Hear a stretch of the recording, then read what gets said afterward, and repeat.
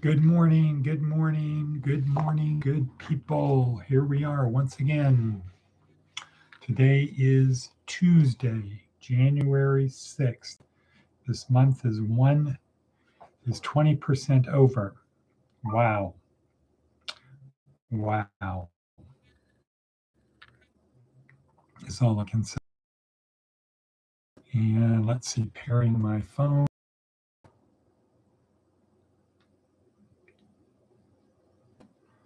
Maybe not.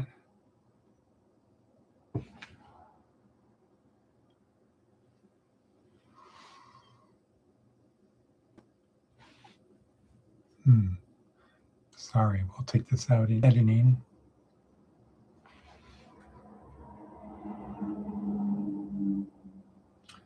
Device pairing. Okay, that looks like it's got it.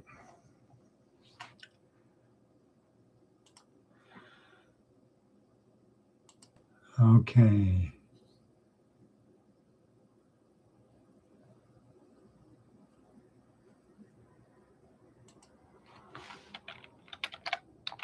Great. Excellent. We prevailed. They rode 250 miles last. Loved them. Just dropped off the third. Okay. Cool. Here we are, Department of Career Services, where our goal is to help our students and other interested people on their journey through this life. Boom, bonk, mic drop, that's it. And we do it to do that, we focus on 4 areas: physical, mental, emotional, and spiritual, the 4 legs of a table. During the week, our focus is physical, mental, and emotional. Weekends, we focus on the spiritual side. That's what it's really all about. When they say, "What's it all about, Alfie?" That's what it's all about. And oops. Oh well. So, physical, mental, and emotional. Also, this is day 2 of week 2 of our neuroscience approach to success. It's not our spiritual approach. It's not our psychological approach to success. It's our neuroscience approach to success.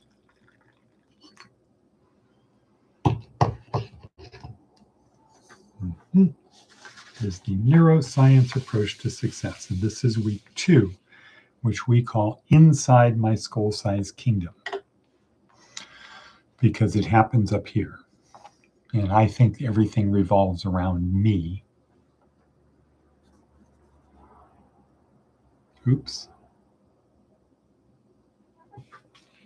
Color seems a bit off today. Am I green? Am I from Mars? Am I from the moon?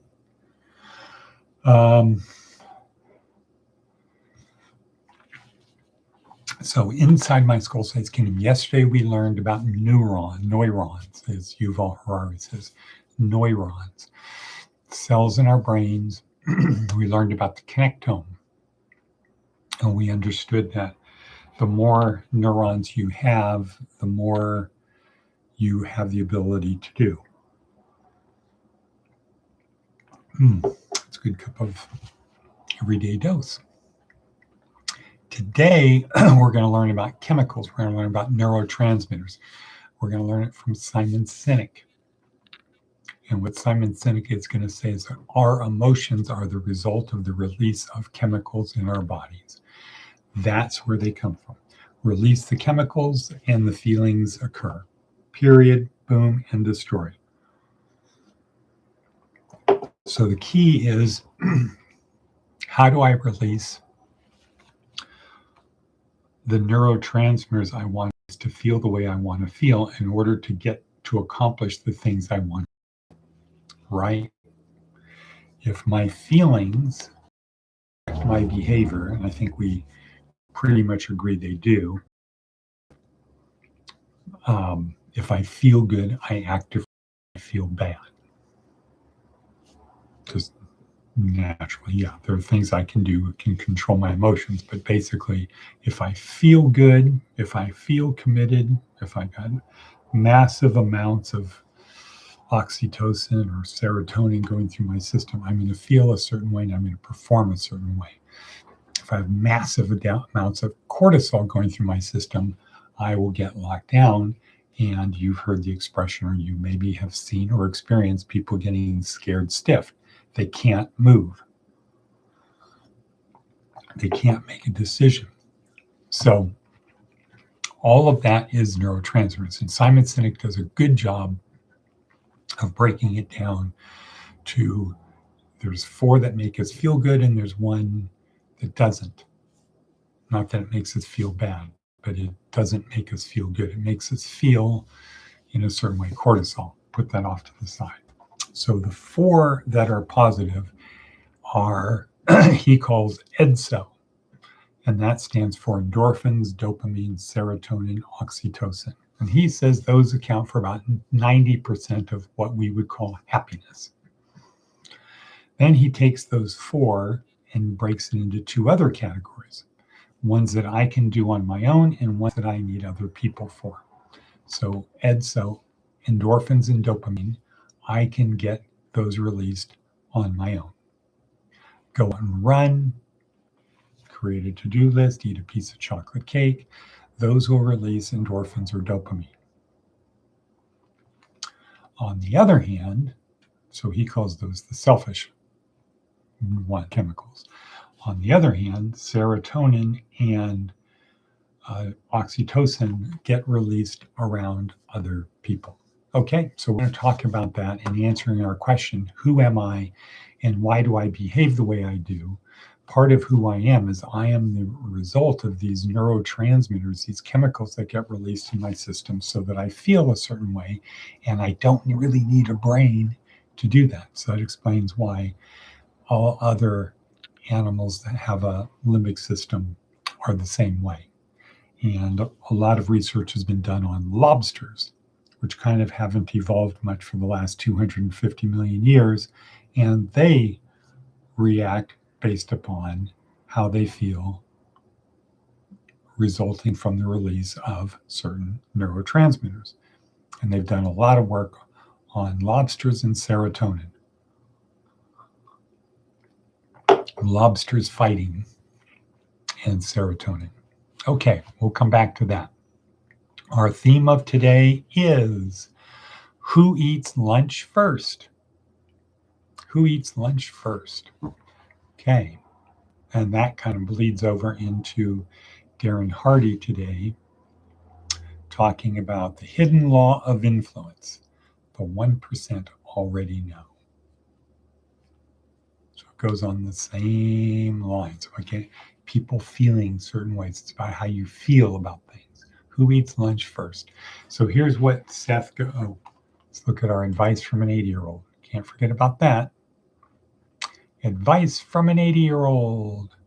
Once in a while, take the scenic route. The key thing there is once in a while. What does that imply? It implies almost always don't take the scenic route. Take the best route.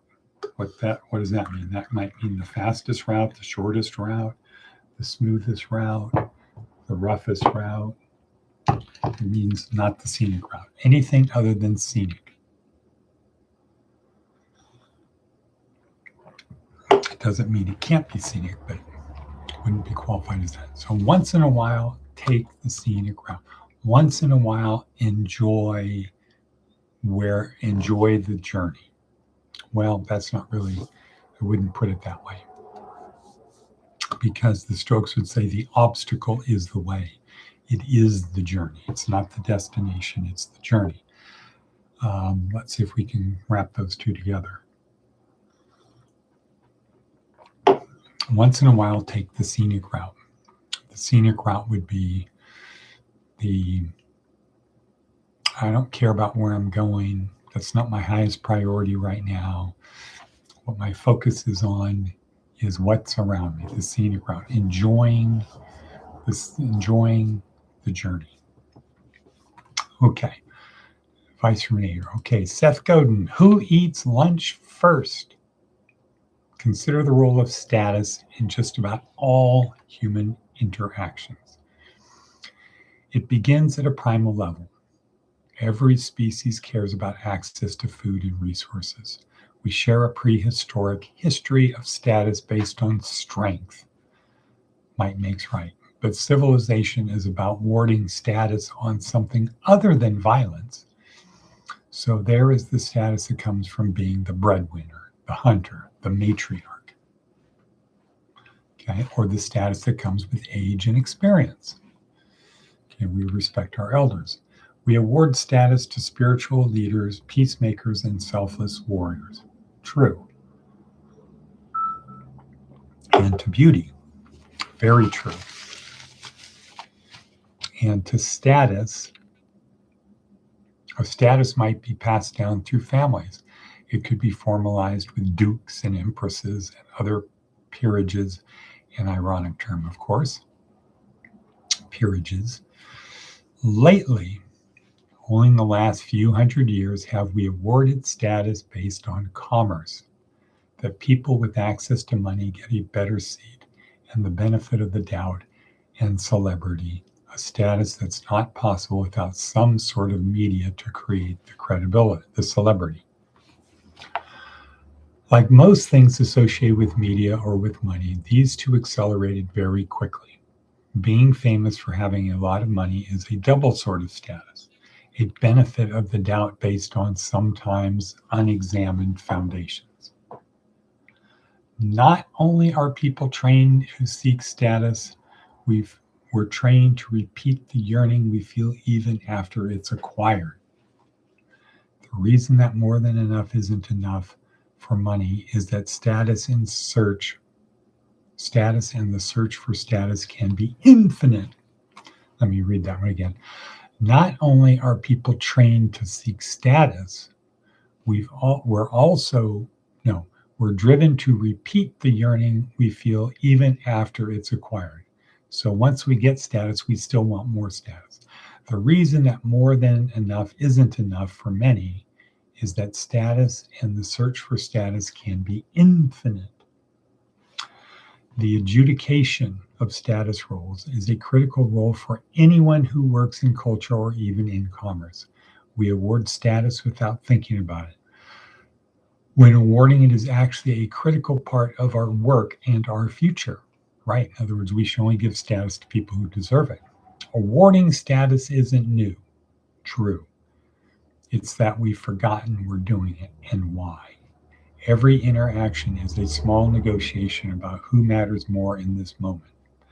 Understanding that doesn't make the system fair, but it does give us a choice about whether to reinforce it or to build something new. Right. So what's the takeaway from that? The takeaway from that is just because somebody has money, it doesn't mean they are important. Maybe it should go to people who are because they're the breadwinner, the hunter, the matriarch, or age and experience. Spiritual leaders, peacemakers, maybe those are the ones we should be admiring, not the people who have just money where they can get stuff. That could be the thing. He's got money, that means he can have whatever he wants. So we'd like to be like that. Therefore, let's imitate the people with the most money because they can have whatever they want. Well, money don't buy happiness. You can rent it, right? That's the old thing. Maybe money doesn't buy happiness, but I can rent it. Okay. All right. Let's go back to the important thing of today. Let's look at our Jordan Peterson is weighing in on Maduro. Let's see what else we got here. Daily Stoic. Okay. Haters. Talking about haters. How to deal with haters. And one interesting thing is when people make negative comments about you is to say to yourself, If they only knew who I was down deep in my heart, they'd really say a lot of bad stuff. I'm lucky. That's all they know. I'm lucky. That's an interesting approach to it, right? An interesting approach. If they only know who I really was, they would really blast me. I'm lucky. That was Seneca. And Marcus Aurelius' thing is don't engage. Let them be who they are. Great. Good for them. Okay.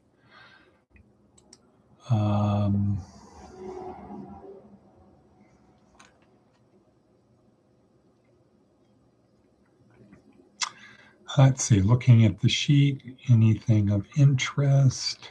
How about today's prayer? Week 2, day 2. John 3:16. John 3:16. Wow. Can't really talk about it other than it is the most abused verse in the Bible that has been convoluted to mean to focus on the word gave, to mean Jesus had a price to pay. He came to pay for the sins of everyone past, present, and future, even though nobody has changed, but he paid the price for everybody past, present, and future. That God sent him to pay the price that was owed to God. So something was owed to God by these bad people from the past and the present, but the past and the present, something bad was owed to God by them. So God sends his son who he loves to pay the price for those people so that God can forgive those people by sending his son. I'll try to unpack that. Try to unpack that. Verses, if you actually read chapter 3, the key word is believe. And the second word is everlasting. Well, everlasting life. 2 words. Okay. All right, but let's get back to neurotransmitters, chemicals. So the way it works is starting from the getting what we want. We get what we want because we behaved in a certain way that led us to get that. Let's say we wanted an apple. The apple was on a tree. We got to the tree and we grabbed the apple. That was the outcome. We got the apple. The behavior was everything that went from the idea, from the commitment, to getting the apple. That was the behavior. The outcome is I got the apple. The neurotransmitters, the feelings, are what enabled me to perform the behavior that resulted in the outcome I wanted. So an extreme example is I'm really, really sick, I'm vomiting, diarrhea, and I have to go to work and I can't go to work. So the behavior is the neurotransmitters, the system, what I have is my feelings are so, let's just say dark, not positive, that I can't behave in such a way to go to work to get the outcome of getting paid or accomplishing what I was going to do at work. Okay, that's an extreme example. That's also based upon physical stuff, but it could be the same thing of if I think there's monsters under my bed and I hear a noise, I will associate that noise with a monster and release neurotransmitters to get me scared. And my behavior could be that I am protecting myself with the sheet covered over me. And so the monster can't get me. And the outcome is I don't really sleep, right? Versus I don't hear a noise under my bed. My behavior is I get a good night's sleep. The outcome is I wake up in the morning, I'm ready to go. The key thing is the chemical that gets released that makes me feel a certain way. So if I feel scared, I will behave a particular way and the outcome will be related to that. If I feel really positive, I will behave a certain way and the outcome will end up that way. And so Amy Cuddy could be a good example of that, where she's talking about testosterone and cortisol. If I feel confident before my interview, I will behave in a way that gets people to see me in a better light than if I act scared. So the key thing we want to focus on is neurotransmitters. So Simon Sinek is talking about there's these 4 ones that make us feel good, and there's cortisol that's like a brain cloud. Again, because time is racing, actually we have to end it. Let me summarize this by saying, watch the Simon Sinek video, and our purposes for watching it are how we feel affects how we behave. How we behave affects the outcome. So what we want to do is put do the best we can to make us feel in the way we need to feel, to behave the way we need to feel, to get the outcome we want to get. And here we start with the outcome first. What's the outcome I want? What's the behavior I need? How do I have to feel to do that?